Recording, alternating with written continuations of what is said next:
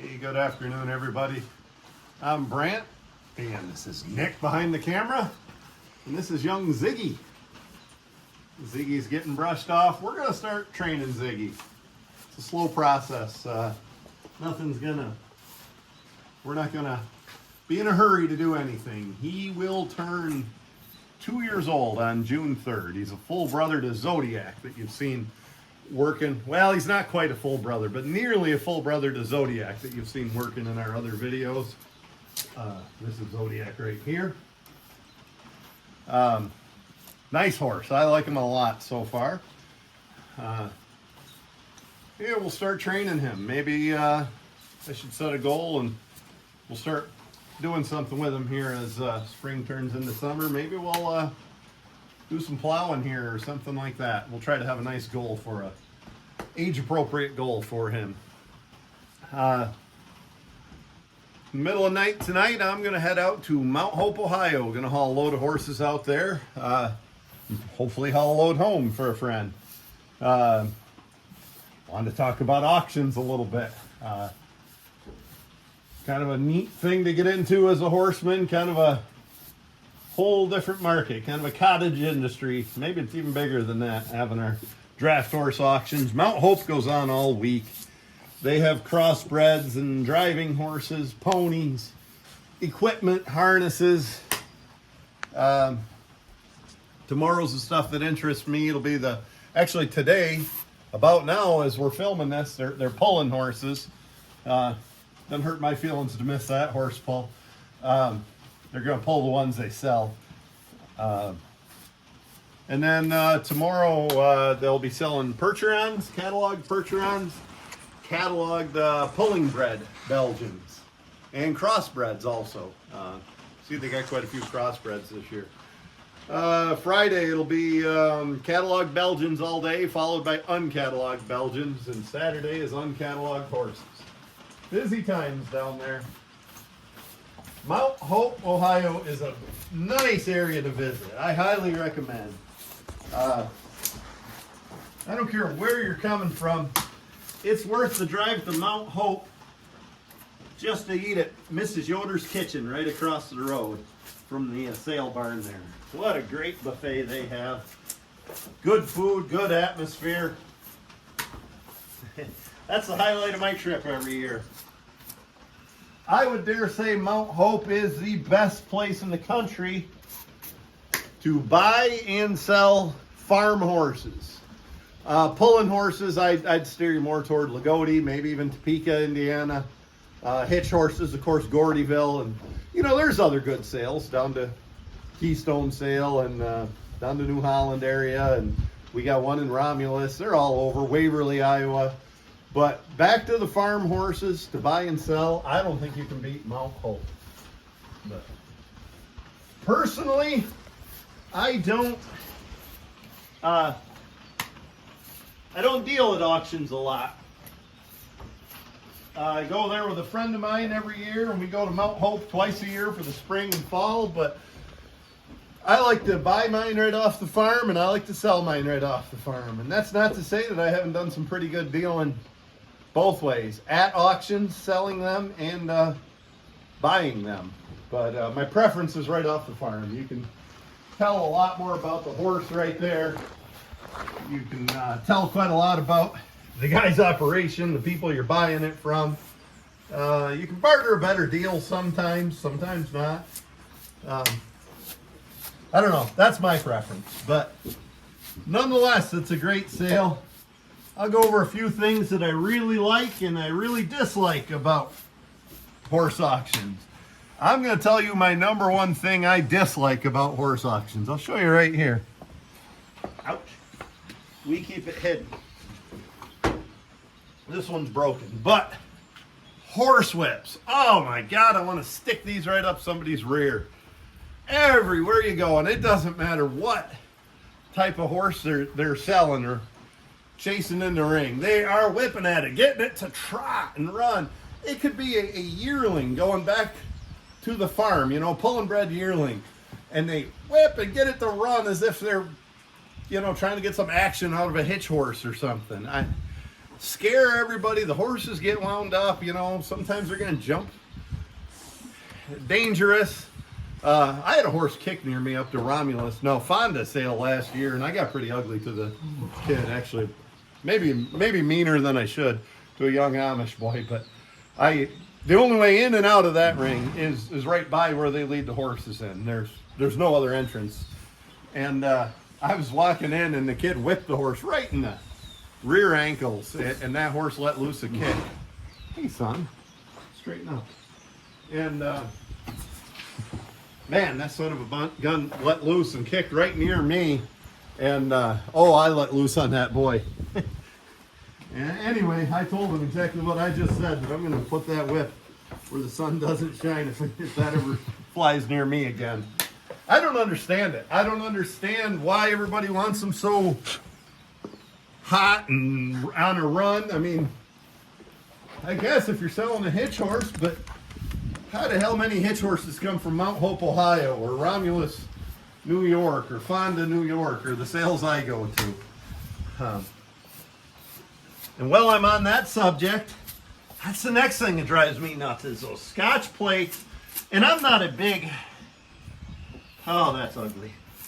Poor horsemanship, Nick, that's me. I'm not a big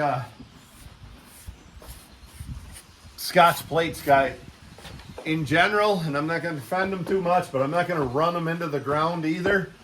But I will work on this side.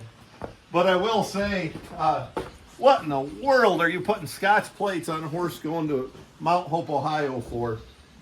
You know, even if you think you're selling a pulling team that's going to go in the pulling ring and do some winning and bring big money for a pulling team, I've never seen anybody put corks on them, pulling corks on them. Why do you put Scotch plates on ones that, you know, aren't going to be a hitch horse?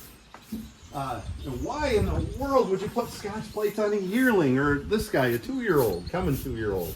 I see them on foals sometimes. Absolutely drives me nuts. Why would you shoe, especially Scotch plate shoe, a foal or a yearling or even a 2-year-old? You know, why would you even think about that until they're 3? Just a pet peeve of mine. Now I'll name something positive. The Mount Hope sale is a beautiful facility. I mean, the auction barn itself, they expand every year where they keep the horses, the event center, full of great vendors.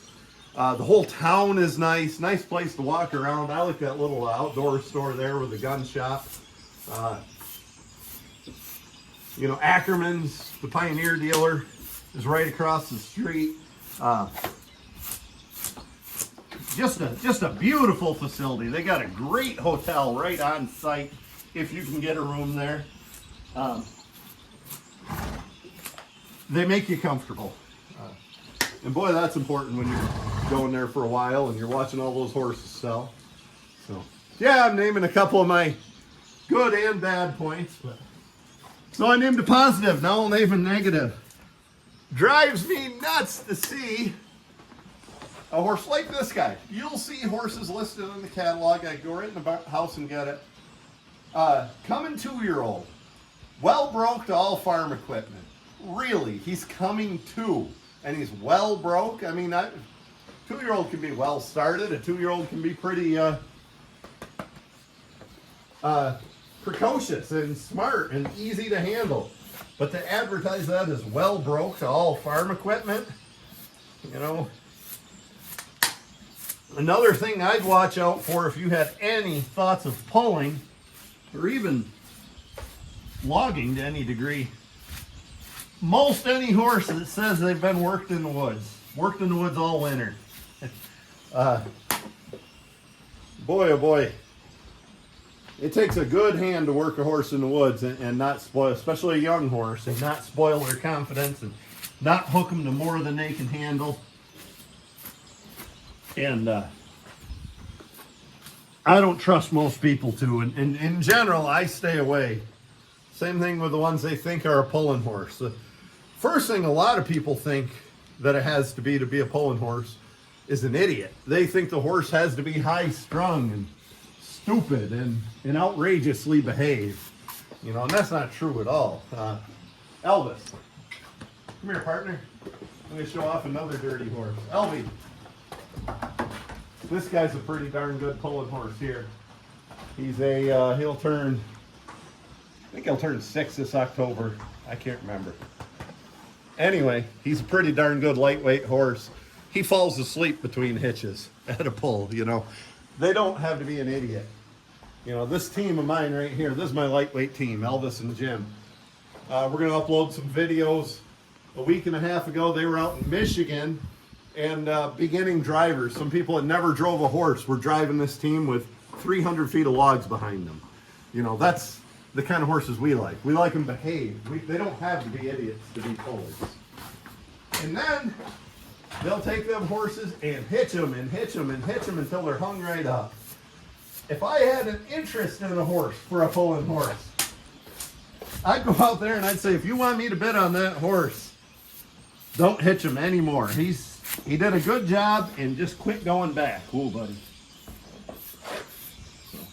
Well, tell you what, it's easy to pick on other people for what they do, but I'm sure anybody with an eye is watching me brush this horse, get him ready, and noticed a few things. I'm not keeping my horses terribly clean. Tough time of year to keep them clean, and bedding's been at a premium around here this year. And then, oh boy, look at that. He found some wire somewhere. Yeah, don't show it too close, Nick. We don't want to make absolute fools of ourselves. Spent all that money on a good fence only for him to find some wire, but we're going to fix that this week. So anyway, don't think I'm bulletproof just because I'm picking on other people. I've got my own set of issues. But no, good time. Look forward to going to Mount Hope. I don't know how much time I'm going to spend at the sale. I'm probably likely to go hit the road and actually look for some white oak logs in the area. Love to buy some Central Ohio oak, white oak. It works good for us. Also, I'm going to head down to that store in Charm and look at the Charm harness and boot. Look at some of their work shoes and boots and stuff I don't need and try not to buy any. It'll be easy not to buy anything. As far as deals at an auction, I don't know what to tell you. It varies from year to year. And I don't know what the market's going to do. I think it's about to get softer, but we'll know a hell of a lot more after tomorrow.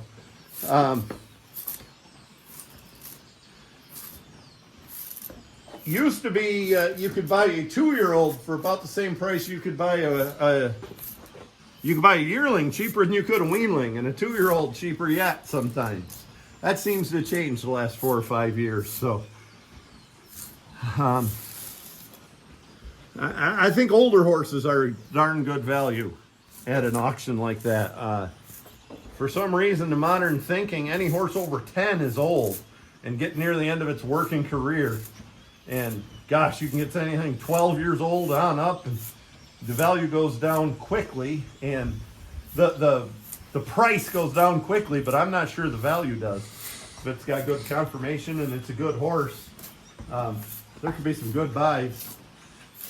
Every year, I think the best buys are old mares. 16, 18, 19-year-old mares. And a lot of them are well-bred, registered, good mares. And a lot of them are bred for spring. Sometimes you can buy one of those for $1,500 to $2,000, and they got a nice pedigree, and they're a good horse. The only thing wrong is they're old. You go home, you get one colt, and you paid for that mare. And a lot of times you can raise 2 or 3 more foals, and a lot of times you can put them to work for 4 or 5 more years. So, in my opinion, that's about the best value. But opinions are like assholes. Everybody's got one, I guess. The other trend that used to be just a given was the last 4 or 5 years, there was not much of a difference between the price of common horses and the price of good horses. And go ahead and show yourself, Nick. Put it on the other mode. Here, I'll show you. Yeah, Nick and Ziggy. I like that little boy. And the big boy here scratching his nose. But anyway, just say common horses were bringing 4,500, 5,000 for something that'll wear a harness and relatively young and go back to work. A really exceptional good horse is only going to go up 1,500 to 2,000 more. And I'll tell you, I'll take quality every time. Generally, quality doesn't change. There you go, Nick. With market trends. If you're raising quality, well-bred, well put up, you know, good potential horses, you're going to get good money for them, even in an up or down market. So last year, I don't remember if it was last fall or spring, whenever I was out to Mount Hope last, it had to be spring because fall interfered with the plowing match we go to. But anyway, there was a substantial difference between common horses and really sharp, good quality horses, and I was happy to see that. Some years Percherons will outsell the Belgians. Don't you do that, boy. And some years Belgians will outsell Percherons. Well, there's a couple things at play there. I mean, a lot of people are like me. They don't have a big preference. I like Percherons about as well as I like Belgians for a lot of things. And if I could get a better deal on a Percheron, that's what I'm going to get. And enough people think that way, the market on Percherons are going to go up. And then the next year it'll go the other way. But one year everybody was talking how the Percherons were outselling the Belgians. And it was really simple to me. Percherons had better quality. They had a lot of Belgians go through that ring, but not a lot of great quality Belgians. And the Percherons had some good quality. And that's why the Percherons outsold the Belgians that year. But anyway, everybody ought to have a good time. And if I see any friends out there, we look forward to it. So, Mount Hope, middle of night. That's where we're headed. Taking 5 horses out, and we'll see how many we haul back.